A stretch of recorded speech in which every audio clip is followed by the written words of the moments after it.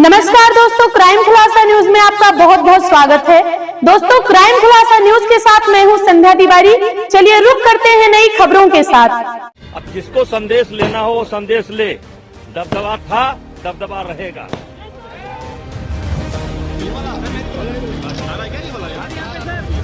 ब्रजभूषण सिंह भले चुनाव नहीं लड़ रहे हैं, लेकिन उनका राजनीतिक दबदबा उनकी कोठी पर आने पर साफ पता चलता है।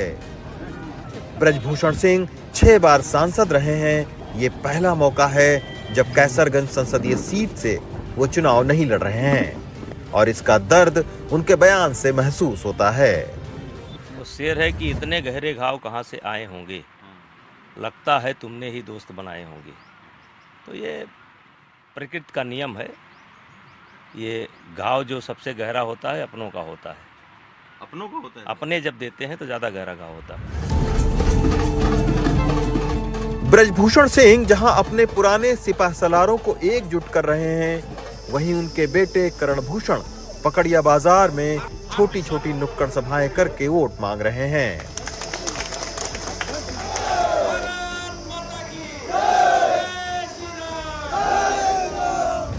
अट्ठाईस साल के करणभूषण उत्तर प्रदेश कुश्ती संघ के अध्यक्ष हैं, लेकिन पहली बार सियासी दंगल में उतरकर विरोधियों को चित करने की तैयारी कर रहे हैं। वो बताते हैं कि चुनाव लड़ना था, लेकिन इतनी जल्दी लोकसभा चुनाव लड़ूंगा ये नहीं पता था। करण जी, कभी आपने सोचा था कि आप चुनाव लड़ेंगे इस तरीके से, क्योंकि पिताजी आपके लड़ने के लिए पूरा मूड बनाए हुए थे? नहीं, सोचा था, लेकिन इतना जल्दी नहीं सोचा था। मैंने सोचा था कि इस बार तैयारी करूंगा, अगली बार देखा जाएगा। अच्छा, हाँ। ब्रजभूषण जी की टिकट की बहुत चर्चा रही। ये भी कहा जा रहा है कि वो अंतिम समय तक खुद चाहते थे कि वो लड़ें। वो नहीं चाहते कि उनकी जगह कोई किसी दूसरे को टिकट मिले। तो उस पर क्या? नहीं, ये उनका घर है। ये जैसे आप लोकसभा कहेंगे तो इसको हम लोग ने घर मान लिया। पिछले 30 साल से पापा यहाँ से एमपी थे, मेरी माता जी भी एमपी थी, तो हम लोग ने घर मान लिया। और परिवार में एक जब सबका मुखिया, उनको सब कोई मुखिया ही मानते हैं। मैं भी मुखिया मानता हूँ, मेरे गुरु वही है। अच्छा, तो एक कुछ ऐसा हुआ तो सबको थोड़ा सा हुआ, लेकिन सबने एक्सेप्ट कर लिया। एक आशीर्वाद तौर पे जो हम लोग को मिला, पिताजी ने भी आशीर्वाद दिया, सबने एक्सेप्ट कर लिया। तो अच्छा, भगत राम मिश्रा लड़ रहे हैं, बड़े अनुभवी नेता हैं, आप बड़े कम उम्र के हैं, तो कैसा मुकाबला देख रहे हैं? अब ये आप देख सकते हैं, जैसे मैं 15 साल से एक्टिव राजनीति में था, ऐसा तो नहीं है कि मैं कभी रहा ही नहीं। 15 साल से मैं एक्टिव राजनीति में था। जैसे सेशन चलता है, पापा डेली रहते थे, सुबह से शाम मिलना, यहाँ पे सबके सुख दुख में शामिल होना। तो मुकाबला बस ये है कि सबसे आशीर्वाद लेना है, बाकी जनता बताएगी। कुश्ती संघ के आप अध्यक्ष रहे उत्तर प्रदेश के, और फिर आप एकदम से एंट्री आपने सियासत में मारी। तो कुश्ती लड़ना पिताजी से सीखा है, फिर कुश्ती लड़ रहे हैं।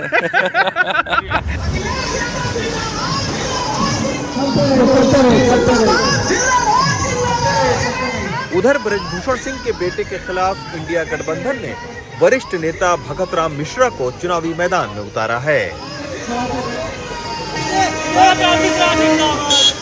ब्रजभूषण सिंह के बाहुबल के सामने भगत राम मिश्रा भी दर्जनों गाड़ियों का रोड शो निकालकर शक्ति प्रदर्शन कर रहे हैं।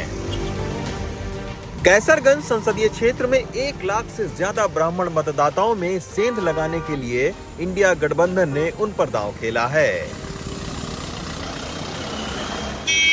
हमको किसी प्रकार की चुनौती कैसरगंज लोकसभा क्षेत्र में एहसास ही नहीं हो रहा है, क्योंकि कैसरगंज लोकसभा का चुनाव भगत राम मिश्रा नहीं लड़ रहे, जनता लड़ रही है। अच्छा, वो अपना चुनाव केवल टोटल जनता लड़ रही है।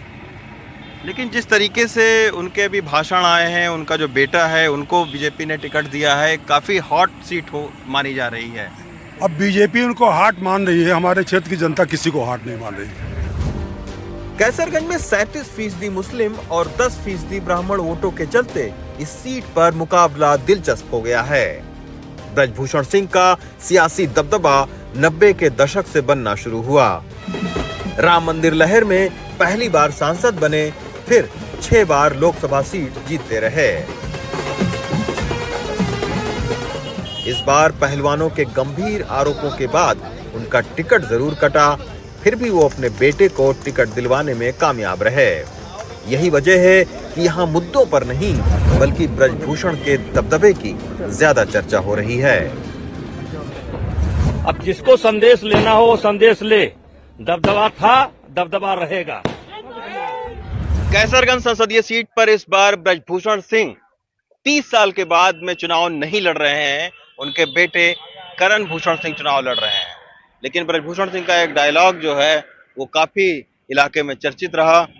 दबदबा था, दबदबा है और दबदबा रहेगा।